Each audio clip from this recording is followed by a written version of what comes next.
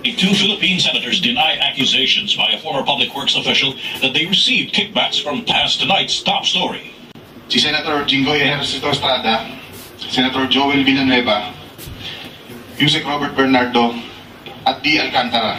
Ang sabi po ng boss ko dito ay 30% ang commitment dito. Hernandez alleged that in 2025, Estrada's flood control projects in Bulacan First District are worth around 355 million pesos. And in 2023, Villanueva's projects were supposedly worth 600 million pesos. From that amount, Hernandez claimed 30% went to the senators, 3% allegedly went to Alcantara's share, while 2% is what he called the fund. Alcantara vehemently denied this. Hindi po totoo yan na ako'y nagdi-deliver sa mga politiko. Si Senator Joel 2023, wala pong project na flood control si Senator Joel ever since. Pero ano connection nyo niya Senator Jinggoy Estrada?